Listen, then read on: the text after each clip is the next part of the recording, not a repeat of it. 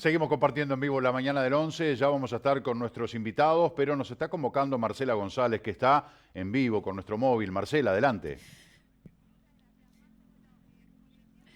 Muchas gracias, Marce. Bueno, como le decíamos, estábamos en Pueblo Gaucho, lo había dicho bien, en este lugar, que la verdad que nosotros en un ratito se lo vamos a mostrar recorriendo. No sé si vamos a poder mostrarle todo porque es enorme. Estamos con Jesús Bentancur, responsable, director de obras de la Intendencia Departamental de Maldonado. Y charlando de lo que es esto, que es una maravilla. Pero bueno, lo van a tener que ver en imágenes y además contar qué significa este proyecto que ya es una realidad de Pueblo Gaucho. Bueno, Pueblo Gaucho es una gran incógnita, la gente nos pregunta permanentemente qué es Pueblo Gaucho, ¿verdad? Pueblo Gaucho es una construcción de época, es un pueblo del orden del 1800 más o menos, donde está compuesto por las cosas que tenía un pueblo en aquel momento, la parroquia, la estación de trenes, la posta de las dirigencias, la escuelita, el hospital, la plaza, la herrería, tiene también un casco de estancia. Y lo realmente importante de todo esto que se va a transformar, ya se está transformando, en una muestra cultural, histórica, realmente importante y permanente para visitarla, no solamente la gente de nuestra zona, de nuestro país, sino también para quienes nos visitan. Hay muchísimo público que viaja por el mundo queriendo saber cuál es la cultura, la historia del lugar donde pisa. Y bueno, y esta es una realidad del comienzo de nuestra patria y que sin ninguna duda uno de los grandes valores que tiene es que es hecho con todo con material reciclado. La piedra es sacada de las taperas, las ventanas y puertas y materiales de las viejas estancias, de los remates de campaña. Acá hay piezas únicas, sin ninguna duda, que por tanto hay que cuidarlas porque tienen tantos años y fueron conseguidas con tanta dificultad, que sin ninguna duda hay que cuidarla y mucho. Y una de las cosas más importantes que tiene esto es que no tiene nada, digamos, que tiene con la construcción convencional. Es Sino que todo se hace de la forma. artesanalmente, como se construía antes, las paredes de madera, se trajeron los mejores técnicos que hay en el país, que quedan muy pocos, 3 o 4 que trabajan la piedra, otra cantidad de gente que trabaja en paja, quinchando, otra que trabaja en madera, carpinteros que trabajan en cosas de época, reciclando cosas de época, de manera que creo que va a ser un pueblo único, un pueblo que sin ninguna duda va a llamar la atención y que va a ser muy bueno para romper la estacionalidad de Maldonado, de Punta del Este, que la gente nos dice en invierno no hay nada y todo el mundo viene al sol y la playa nada más. De manera que Claro. creo que es importante esto. Es como un museo hecho realidad en un predio natural y es increíble, ¿no? Lo que nos estabas contando, Marcelo estaba mostrando recién, por ejemplo, le vemos la escuela, ahora esta parte que me contabas donde dejaban las carretas. La posta donde llegaban las diligencias y las carretas. El personal que manejaba se quedaba ahí abajo y atrás tiene unas piecitas donde iba la gente que venía en las diligencias. Y otra cosa importante que va a tener el pueblo es que va a ser una muestra viva.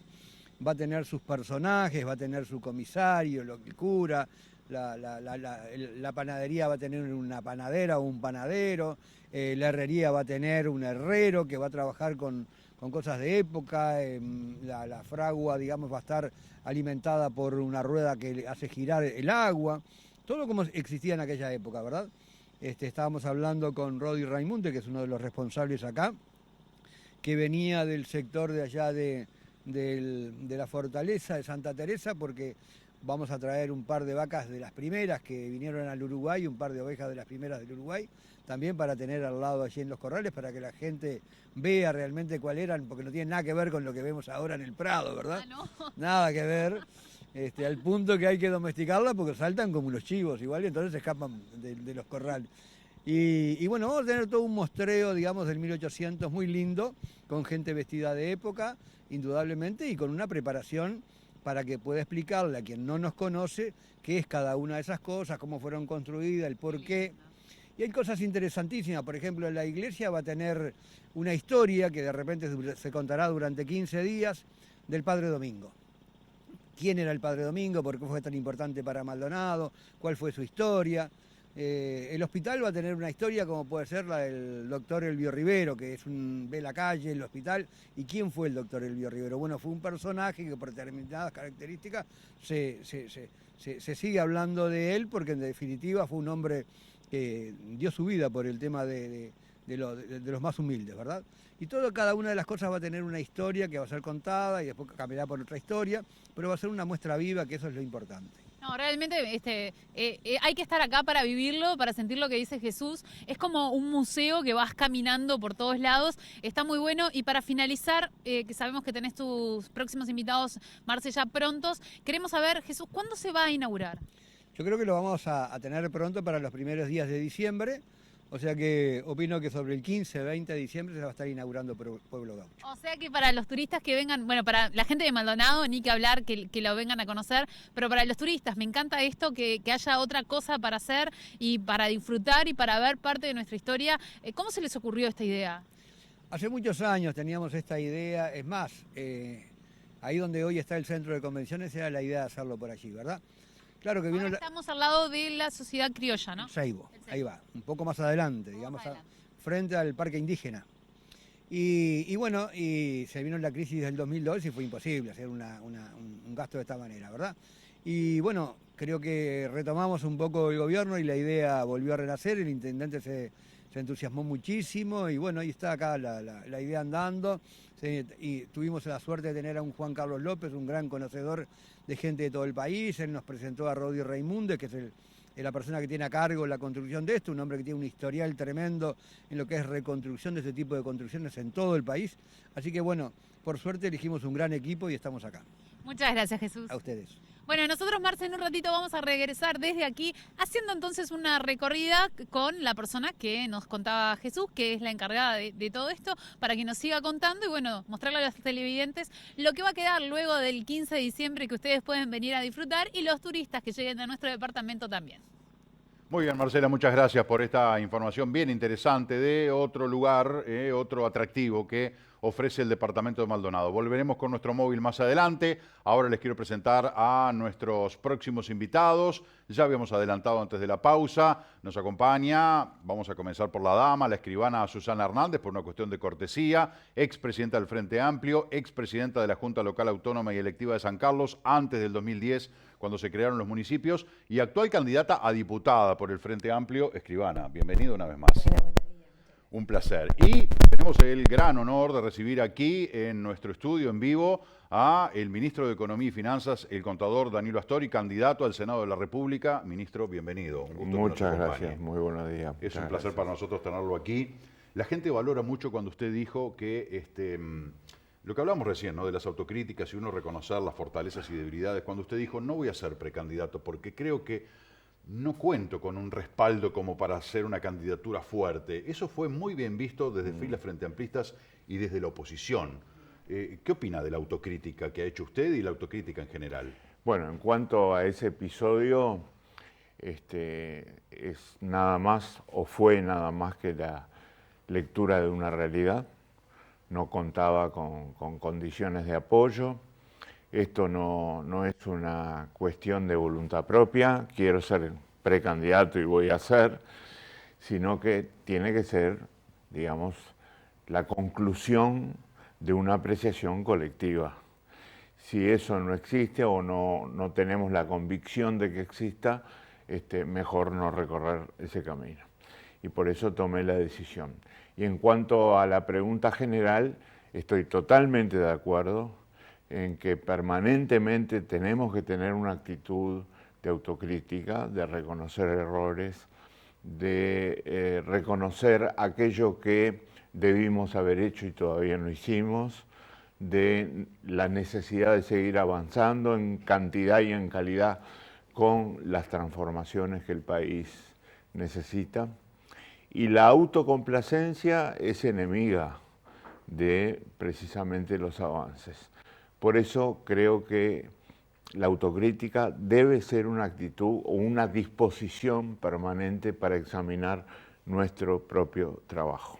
Cuando dice lo que debimos haber hecho y no hicimos, ¿a qué se refiere concretamente? Me refiero, por ejemplo, a cambios que necesita el sistema educativo, que ha tenido cambios importantes, aunque a veces no se los reconozca, pero que todavía necesita una, digamos, revisión profunda en algunos aspectos, como por ejemplo los aspectos curriculares, la formación de docentes, la infraestructura física que disponemos para mejorar en educación.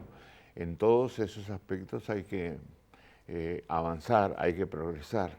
No podemos estar enseñándole a niños y adolescentes, digamos, en base a contenidos que no están adecuados al mundo de hoy y al mismo tiempo contenidos que no entretienen, no hacen atractiva, digamos, la experiencia de enseñanza-aprendizaje para muchos de ellos. Son ejemplos de lo que nos queda por hacer, ¿verdad? Quizá haya muchas otras cosas. También hay que poner los ejemplos de lo que se hicieron, de las cosas que se hicieron, porque aumentó la matrícula, mejoró las condiciones de acceso y egreso de la enseñanza media, aunque ahí también hay que trabajar mucho. La enseñanza universitaria progresó mucho. Tenemos 2 universidades públicas y ahora la que se creó durante estos años, la Universidad Tecnológica, con gran presencia en el interior del país. Eso es bueno, descentralizar. No esperar que vengan los muchachos, que la universidad vaya a los muchachos, es lo que se está haciendo. O sea, tenemos ejemplos de cosas que hay que hacer, pero también hay ejemplos de cosas que se han hecho. Ahora la carrera es hacia el Parlamento, ¿verdad? Usted aspira a ser senador de la República, más allá de que un eventual nuevo gobierno del Frente Amplio de repente requiere de los servicios del contador Astori en otra área. ¿Volvería a ser ministro de Economía? Bueno, eso no quiero contestarlo ahora porque la verdad es que no me corresponde adelantar ninguna decisión antes que el futuro presidente de la República, que ojalá sea Daniel Martínez, resuelva qué hacer. Yo soy candidato al Senado, quiero concentrarme en eso. Tengo una excelente compañera de fórmula que es Susana. Hemos hecho un muy buen acuerdo entre la 1946 y la 2121, que es la lista de Asamblea Uruguay. Hemos conformado un colectivo electoral que a mí me tiene muy contento, muy satisfecho. Así que ahora concentrémonos en llevar a Susana al Senado y que yo la pueda acompañar también. Por supuesto que vamos a hablar de esto y eso es una respuesta políticamente correcta. Pero usted recién me decía que va todos los días a trabajar con muchas ganas. Pues yo le preguntaba al contador Astori, digo, bueno, ser ministro de Economía no es fácil, es un área muy sensible que llega absolutamente a toda la sociedad y que mucha gente también toma decisiones a través de lo que es su economía familiar, su bolsillo, y que es un ministro que ha recibido muchas críticas, ha sido muy cuestionado, está permanentemente en la palestra. Y yo decía, bueno, ya debe estar anestesiado, contador Astori. Y dice, bueno, voy a trabajar con muchas ganas, me encanta lo que hago. Por eso le pregunta si le gustaría hacer 5 años más allá de lo que decida el presidente en caso que sea Martínez, íntimamente. Permítame volver a contestar en los mismos términos. Yo voy a trabajar contento todos los días porque me encanta lo que hago. Y de mi experiencia vital, el estar en el Ministerio de Economía unos cuantos años ha sido de las mejores que me ha tocado vivir, porque he tenido la inmensa fortuna o posibilidad de conformar un equipo de grandes profesionales. Y no nos ha ido mal, ¿no? Porque este país tuvo 16 años de crecimiento consecutivo, cosa que no había pasado nunca en la historia del país. Pero además hoy el Uruguay es el país de más alto ingreso por habitante en América Latina y el país con ingreso mejor distribuido de América Latina. Creamos 300.000 plazas de trabajo. Todos estos datos son muy positivos. Ahora estamos muy concentrados en retomar un ritmo de crecimiento, de actividad y de trabajo. No depende solo de Uruguay, ¿no? No depende solo de Uruguay. Y esto me sirve para hacer un comentario adicional, pero estamos muy concentrados, decía, en estimular la inversión para retomar el ritmo al que veníamos creciendo hasta hace no mucho tiempo.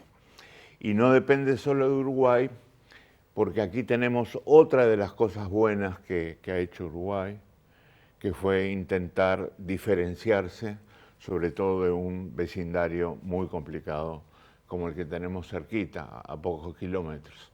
Brasil hace casi 10 años que no crece o crece muy poco, y la Argentina está viviendo desequilibrios muy importantes. Y Uruguay supo tomar distancia y reducir el riesgo al que estuvo sometido en el pasado. Recuérdese la crisis de 2002. Ahora se logró el famoso desacople, ¿no? El desengancharse, el Exactamente. poder navegar de manera autónoma. Y el comentario que quería hacer es que precisamente muchas veces se juzgan las políticas públicas por lo que se hace y cuesta reconocer lo que se evita. Y Uruguay hizo muchas cosas y evitó muchas cosas que le están pasando a los vecinos, ¿verdad? Por allí yo leía una columna de Esteban Valenti que decía que Astori hay que felicitarlo por lo que logró y por lo que evitó, ¿no? Lo que mismo pasa en la seguridad. Lo que se previene en materia de seguridad no se ve. Como no ocurre, no se ve, pero sin embargo es una tarea preventiva importante. Y a propósito del Parlamento, que usted tiene experiencia en el Parlamento, fue presidente de la Asamblea General, ahora va por una banca en el Senado, y Susana Hernández, que tiene experiencias ejecutivas y ahora con la mirada puesta en el legislativo. ¿Qué entiende usted que es tan terrenal, tan de estar en el territorio con la gente? ¿Qué entiende que puede hacer desde el Parlamento? Bueno, ahí tendríamos mucho para conversar. Sin duda los que me conocen saben que mi fortaleza está en el contacto cotidiano, pero creo que el Parlamento es en el lugar donde también se decide el futuro de las personas, de la sociedad, y donde los compromisos y el programa de gobierno cumple dentro del Parlamento un rol fundamental. Yo creo que la visión de todos los niveles de gobierno son importantes. No tengo experiencia parlamentaria, tengo una formación del derecho, pero creo que en el Parlamento también se hacen las grandes definiciones. Estamos acá en este acuerdo con Astori, que quien me conoce también sabe que soy una fuerte defensora de la distribución de la riqueza, y yo creo que la política vale la pena si sirve para mejorar la calidad de vida de las personas. No podemos disociar como que una cosa está de un lado y otra está del otro, sobre todo cuando la gente dice los políticos o los políticos son todos iguales, una manera que de alguna manera nos interpela a preguntarnos cuán responsables somos de que eso pase y cuánta responsabilidad tenemos en demostrar cuál es el rol que tenemos en estos ámbitos. En esta etapa de mi vida, donde en este acuerdo también me ponen como segundo titular al Senado y en Maldonado la confianza para ser candidata a la Diputación, yo creo que lo que tenemos es fuertes desafíos con lo que hablaba anteriormente, cómo en cualquier nivel de gobierno uno tiene que estar siempre pensando en la ciudadanía, en la gente. Y lo que yo digo es, y yendo un poco al acuerdo de la 1946 con la 2121, es que se ha logrado hacer un acuerdo entre una lista nacional con una fuerte trayectoria en lo que tiene que ver con las políticas públicas del Uruguay, y una lista departamental que recién nace, pero que tiene grandes responsabilidades, no solamente en la política y en la política partidaria, sino también una lista donde tiene debajo de un número a otros grupos que por su generosidad se invisibilizan ante un proyecto departamental, y donde lo que estamos dando señal también es que tenemos una responsabilidad en seguir trabajando en esto que también nos caracteriza, que es cómo la diversidad del pensamiento sirve para pensar en un mejor departamento y en un mejor país.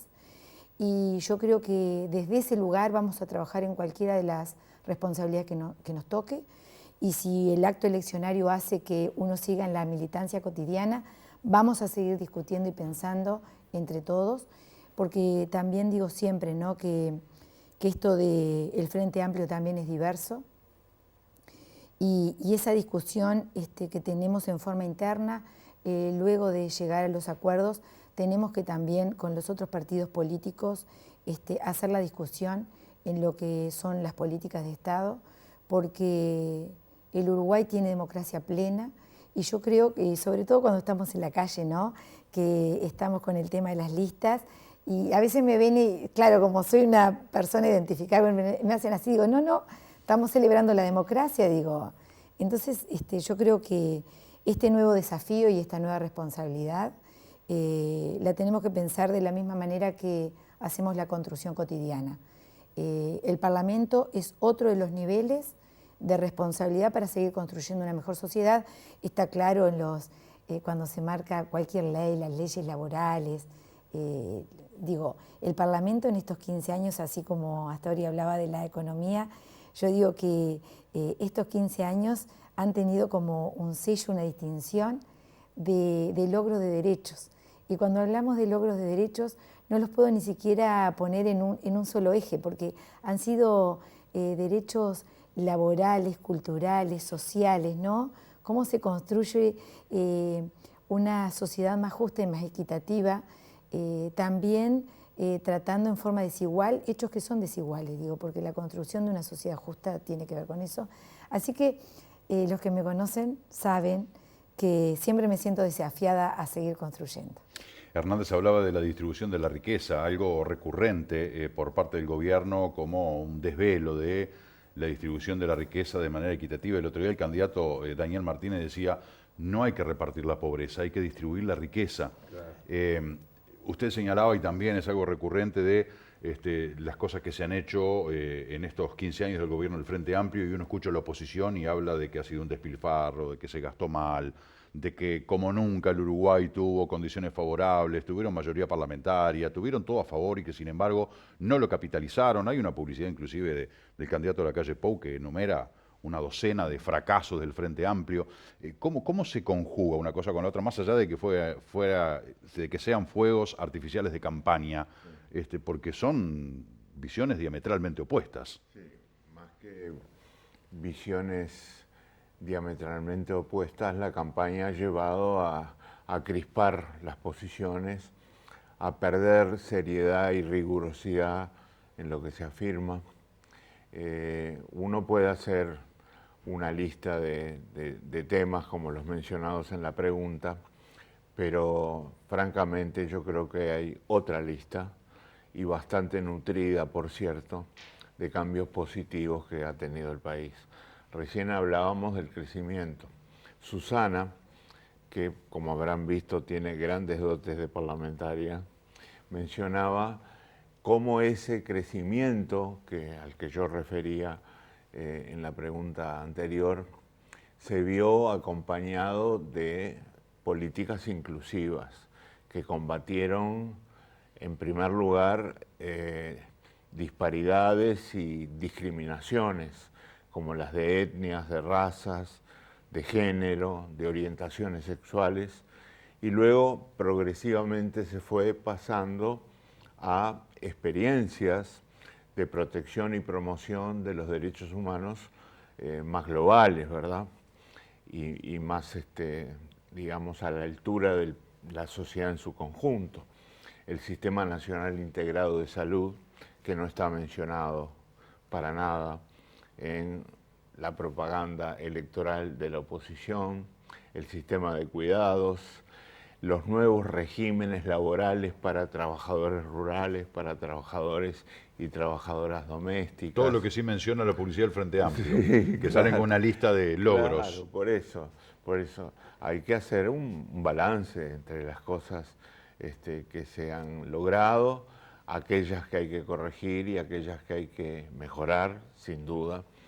Pero los enfoques muy sesgados, ¿verdad?, son los que conducen a conclusiones erróneas. Y por si fuera poco, yo agrego, digamos, también los consejos de salarios, que son tan importantes para definir positivamente y a favor de los débiles, fundamentalmente las condiciones laborales y no solo los niveles salariales, ¿verdad? Los consejos de salarios se asientan en la participación de trabajadores, empresarios y el Estado. Y eso que había sido eliminado antes de los gobiernos del Frente Amplio, volvió a tener vigencia y a mí me parece que para mejor. Entonces, tenemos que saber sopesar todas estas características para tener un balance justo. Hay que tener autocrítica, pero también hay que reconocer los logros que se alcanzan por parte del adversario político, ¿verdad? Ministro, nos tenemos que ir a la pausa, pero le quiero preguntar, ¿qué le dice usted a la gente que no llega a fin de mes, que no le alcanza el sueldo, ni que hablar de la gente que no tiene trabajo? El que vestirse es caro, comer es caro, o sea, somos un país caro, más allá de todos esos logros que usted menciona.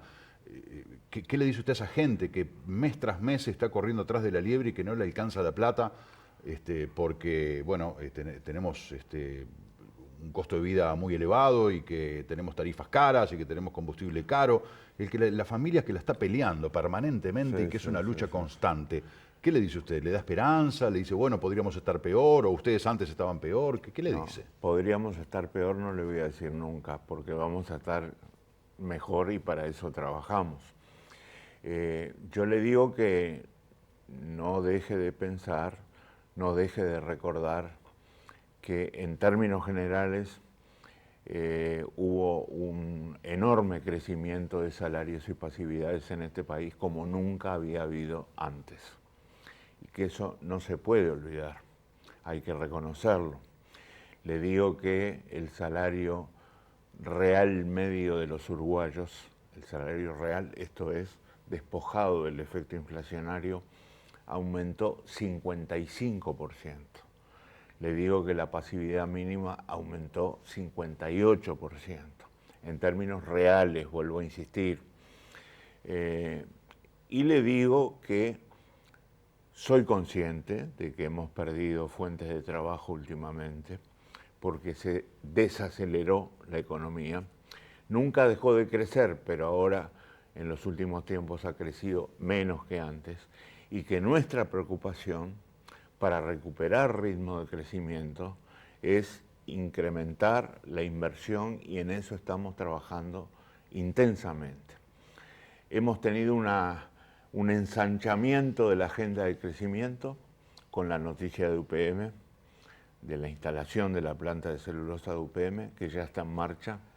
No la instalación de la planta, pero sí las obras conexas muy importantes como la del ferrocarril, que ya está generando empleo, mayores ingresos, mejores condiciones de vida, y que vamos a seguir por este camino para que los uruguayos retomen el crecimiento de salario que tuvo antes. Ahora, este país redujo la pobreza en una medida muy importante. Cuando llegué al ministerio en 2005 había 40% de pobres. Hoy hay un 8. Hoy hay un 8. Y hay un 8. De cada 10 uruguayos, 4 estaban bajo la línea de pobreza. Y hoy estamos en 8%. Bueno, ese es un avance, ¿verdad? Hay que seguir trabajando para evitar que lo logrado retroceda. En eso estamos. ¿No es un cuco eso de cuidado, no perdamos lo que hemos logrado? Como que usted mismo lo dijo, es un verdadero disparate decir que si gana la oposición, Uruguay se va a transformar en Argentina o en Venezuela. Es uno de los disparates más grandes que he escuchado. Eso también habla muy bien de usted. En esta campaña electoral. De reconocer de que cosas que se están diciendo son una barbaridad. No, pero además las digo con fundamento y no por razones ideológico-políticas. ¿Cuál es mi fundamento? Mi fundamento es que Uruguay, y acá entramos en otro tema fundamental, que lo desarrollamos después de la pausa. Que lo desarrollamos después de la pausa, es el país que tiene más solvencia financiera en toda la América Latina en este momento. El Uruguay nunca tuvo tanta solvencia financiera como la que tiene ahora.